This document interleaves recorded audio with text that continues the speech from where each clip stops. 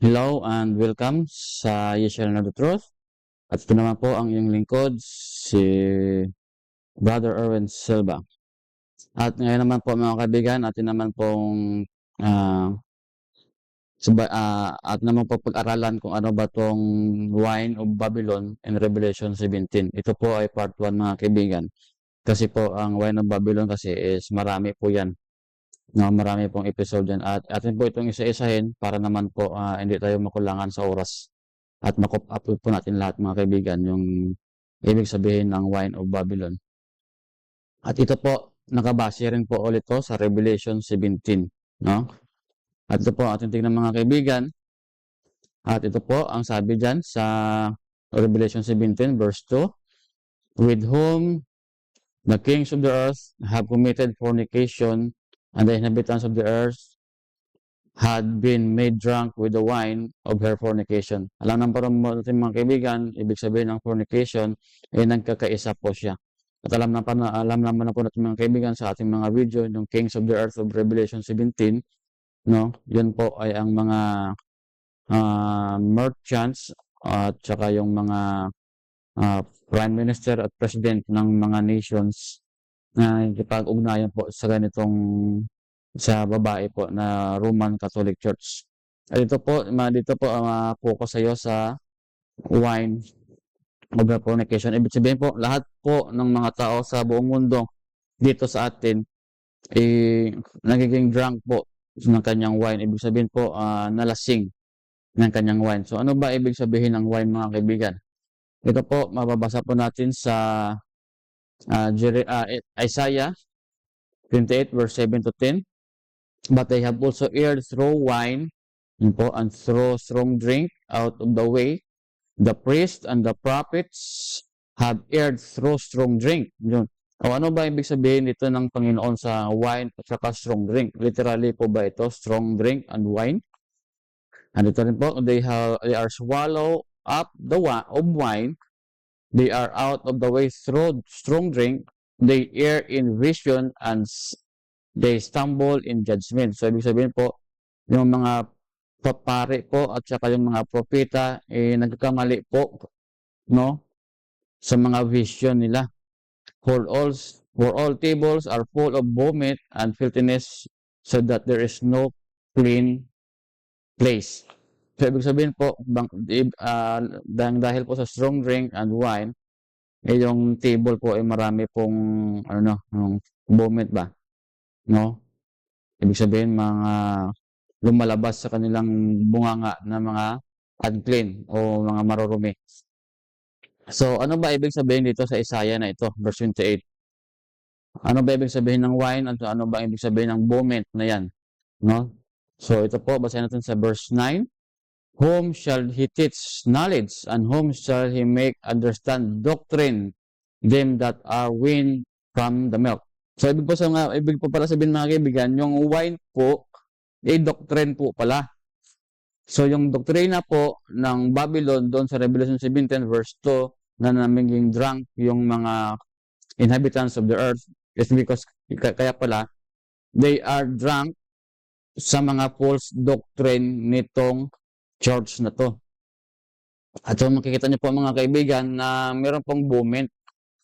So, ibig po sabihin ng vomit mga kaibigan na lumalabas sa kanilang bunganga na marurumi, yun po yung teaching ng mga false doctrine. No? So, makikita niyo po mga kaibigan, yung ibig sabihin po ng wine is a doctrine nung nawala sa Biblia. Kasi po in verse 10 kung ninyong basahin, for precept must be upon precept, and precept upon precept, line upon line upon line, here a little, there a little. So, ano ba ibig sabihin ng Panginoon dito? So, sa verse 13, jump po tayo ng verse 13. But the word of the Lord was unto them precept upon precept. Yun pala mga kaibigan. Para po malaman na yung wine in Revelation 17 verse 2 was a false doctrine through the word of God. No? Precept upon precept kasi yung ibig sabihin nun, precept dito, precept doon, line dito, line here, little here, and little there, that they might go and fall back, unbroken, and snare, and taken. So, ibig sabihin, malalaman po yung false doctrine ng church nito, which is the Catholic Church, through studying the Bible, little here, little there's teksto dire, teksto dito, teksto doon. Kaya po, kung magbabasa po ng Bible, mag-study ng Bible is jump po sa ibang mga Bible verses para po malalaman natin na at makukuha natin na yun pala is a false doctrine. Kasi po, may mga na-mention po kasi sa Bible, for example, about the doctrine of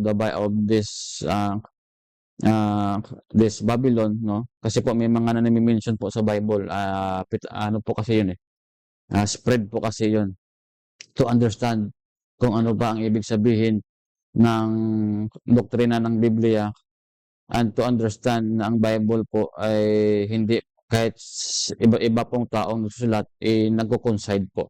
So ito po ibig sabihin, no, yung doctrine doon na wine o yung wine doon sa Revelation 17 verse 2 is the false doctrine, no, na tinuturo ng Roman Catholic Church. Yung priest po doon, yung prophetess po doon, yun po ang mga nagtuturo sa kanila.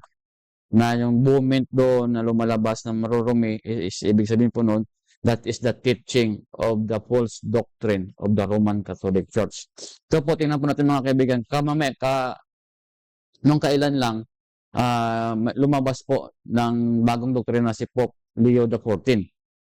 Cardinal Victor Manuel Fernandez and Monsignor Armando Mateo signed Mater Fidelis, the Mother of the Faithful People, a document approved by Pope Leo XIV on October 7 and published on October 4, kailan lang, 2025. Ano po yung na-sign ni Pope Leo XIV? The documents affirm Mary's soul as a mother of believers and a spiritual mother, titles that highlight her connection to Christ and to the Church. So, this doctrine kay Mary at saka yung connection niya kay Christ at sa Church. So, ano ba itong mga connection ni Mary sa Church and Christ? Okay, however, it strongly discourages the use of the title co-redemptrix, stating that it risks overshadowing Christ's unique role in salvation. So, ibig po sabihin, yun pong pagiging co-redemptrix, ibig sabihin na parang ginagawa na nilang salvation through Mary. So, sabi po dito, in-overshadow po o kung tinatapakan po ni Mary yung unique na role ni Kristo as a salvation. Si Christ lang po ang makaka-save sa atin at hindi po si Mary. Yun po yung kaniyang first na ipinalabas na doctrine. Na si Mary, hindi po siya ang makaligtas sa atin kundi si Kristo lang. Ito rin po. The title Mediatrix is also addressed. So, yung pagiging mediator ni Mary. The note emphasizes that Jesus Christ is the sole mediator between God and humanity. Yun po, si Christ lang po dapat yung mediator, hindi po si Mary. Ito po, pinabless po ng Pope. So, yun po ang sabi nila, Babylon nga sila. Kasi yung drunk dyan, na drunk ng wine, ng kanilang doctrine, ibig sabihin, confused sila sa kanilang doktrina. Bakit confused? Dito po in-emphasize na si Mary hindi dapat magiging mediator, kundi si Kristo lamang. Pero sa kanila pong prayer of rosary, nagiging mediator pa rin po si Mary. Tingnan niyo po.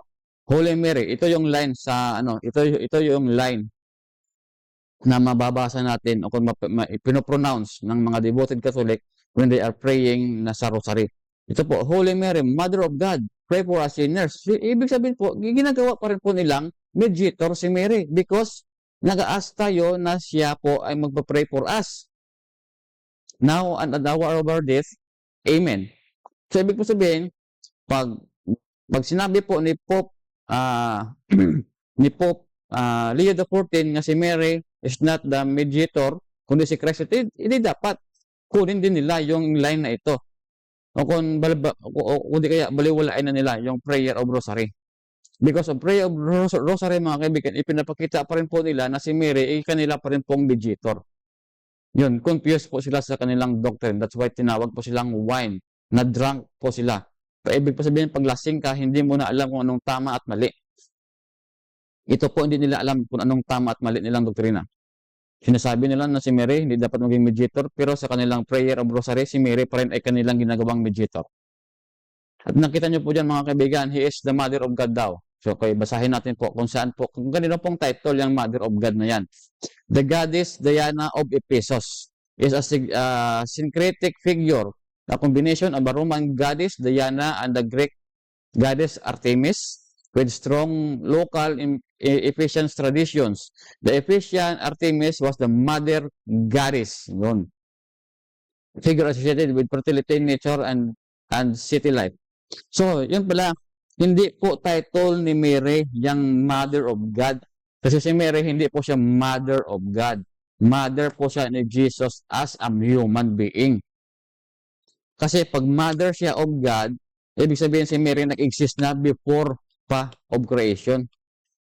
Si Mary po nag-exist noon lang nung time ni Christ na pagkatao. So, ibig sabihin po, hindi po siya Mother of God. He is a mother of being a human being of Jesus Christ. Okay, at yung title na po ng the Mother of God is the title po ni Diana o ni Artemis. At dyan po, mababasa po yan sa Ephesians chapter 19 verse 35 na nagalit po si Demetrius, si kay na Pablo at Barnabas kasi po nasisira po yung kanyang negosyo. Negosyong rebulto ni Diana na kanyang ibinibinta. At ngayon po, makikita nyo rin po ngayon yan sa mga karsada at sa mga bahay-bahay na ibinibinta nila yung ano po yun, yung rebulto ni Mary.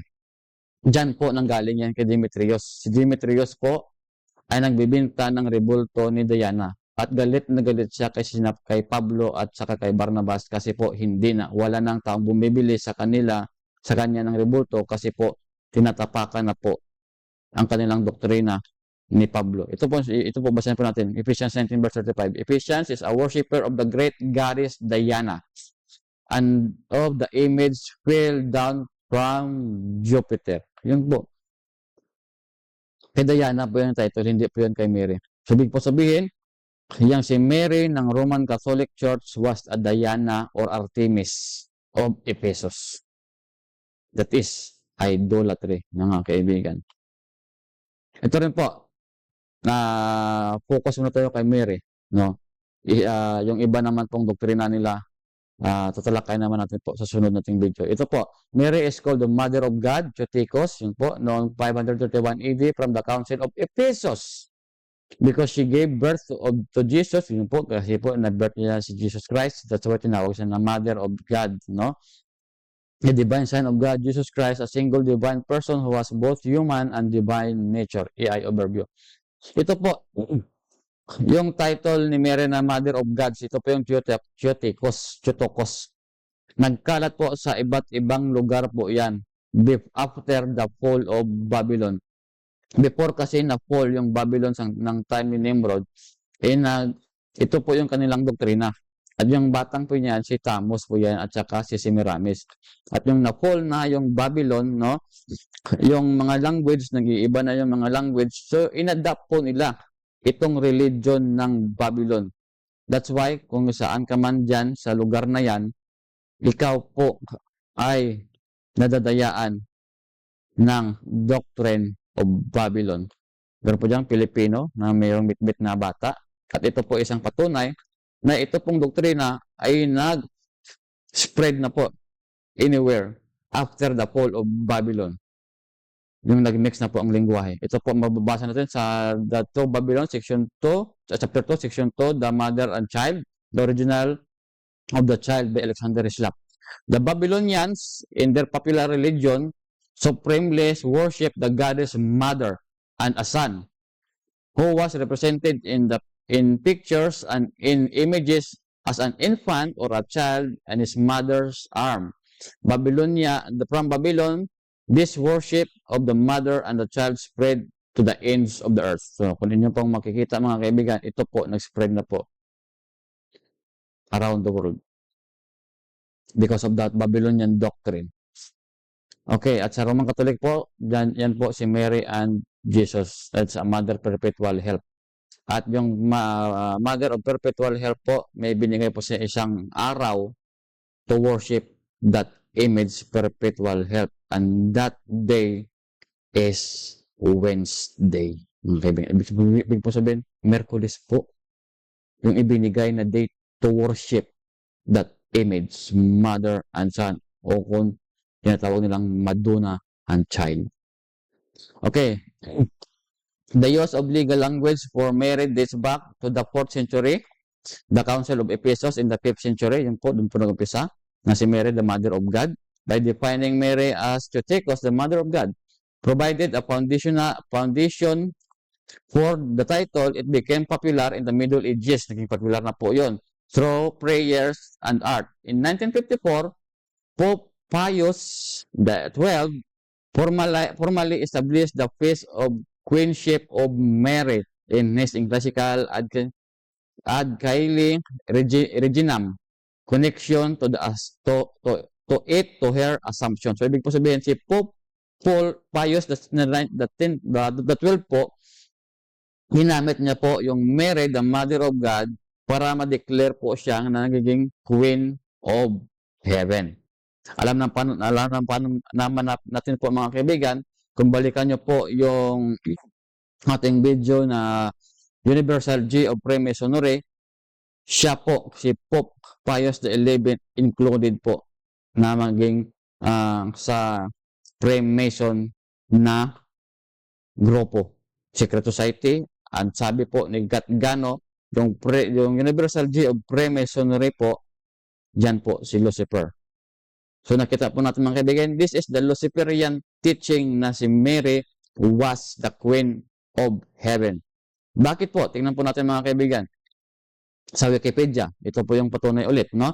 Na si Mary was called the Queen of Heaven because of her son, Jesus Christ. Pero hindi po yan si Mary. Atin po tingnan ito sa Jeremiah 7 verse 18.